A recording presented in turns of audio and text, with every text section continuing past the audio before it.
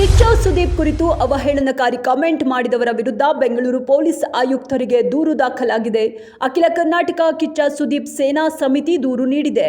ಟ್ವಿಟರ್ನಲ್ಲಿ ಕೆಟ್ಟದಾಗಿ ಕಮೆಂಟ್ ಮಾಡುವ ಮೂಲಕ ನಟನ ಘನತೆಗೆ ಧಕ್ಕೆ ತಂದಿದ್ದಾರೆ. ಇದರಿಂದ ನೇರವಾಗಿ ಸ್ಟಾರ್ ವಾರ್ಗೆ ಕಾರಣವಾಗ್ತಿದೆ. ಈ ಹಿನ್ನೆಲೆ ಫೇಕ್ ಅಕೌಂಟ್ ಹೋಲ್ಡರ್ ವಿರುದ್ಧ ಕ್ರಮ ಕೈಗೊಳ್ಳುವಂತೆ ನವೀನ್ ಗೌಡ ಅನ್ನೋರು ದೂರು.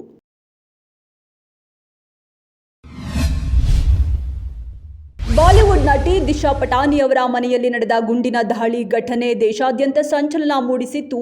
ಗುಂಡಿನ ದಾಳಿಯ ಹೊಣೆಯನ್ನ ಗೋಲ್ಡಿಬ್ರಾರ್ ಗ್ಯಾಂಗ್ ಹೊತ್ತಿತ್ತು. ದಾಳಿಯಲ್ಲಿ ಭಾಗಿಯಾಗಿದ್ದ ಇಬ್ಬರು ದುಷ್ಕರ್ಮಿಗಳ ಜೀವನ ಕೂಡ ಗನ್ ಪಾಯಿಂಟ್ನಲ್ಲಿ ಮುಕ್ತಾಯವಾಗಿದೆ.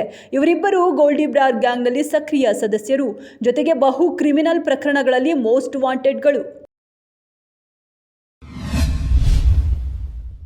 ನವೆಂಬರ್ ಒಳಗೆ ಗುಂಡಿಗಳನ್ನು ಮುಚ್ಚಲು ಗುತ್ತಿಗೆದಾರರಿಗೆ ಅಂತಿಮ ಗಡುವು ನೀಡಲಾಗಿದೆ. ಸ್ವಚ್ಛ ಬೆಂಗಳೂರು ಮತ್ತು ಸುಗಮ ಸಂಚಾರ ನಮ್ಮ ಗುರಿಯಾಗಿರುವುದರಿಂದ ಜಿಬಿಎ ಸಾಧ್ಯವಾದಷ್ಟು ಬೇಗ ಗುಂಡಿಗಳ ಸಮಸ್ಯೆ ಪರಿಹರಿಸುತ್ತದೆ. ಗ್ರೇಟರ್ ಬೆಂಗಳೂರು ಪ್ರಾಧಿಕಾರ ಗುಂಡಿಗಳಿಗೆ ಆದಷ್ಟು ಬೇಗ ಮುಕ್ತಿ ನೀಡಲಿದೆ ಎಂದು ಡಿಸಿಎಂ ಭರವಸೆ. ಬೆಂಗಳೂರಿನ ರಾಜರಾಜೇಶ್ವರಿ ನಗರದಲ್ಲಿ ಯೋಗ ಸೆಂಟರ್ ನಡೆಸುತ್ತಿರೋ ಆರೋಪಿ ನಿರಂಜನ್ ಮೂರ್ತಿ 7-8 ಮಹಿಳೆಯರ ಮೇಲೂ ಅತ್ಯಾಚಾರ ಎಸಗಿರೋ ಆರೋಪ. ಬಾಲಕಿಯರಿಗೂ ಈತ ಲೈಂಗಿಕ ಕಿರುಕುಳ ನೀಡಿದ್ದಾನೆ ಎಂದು ದೂರಲಾಗಿದೆ.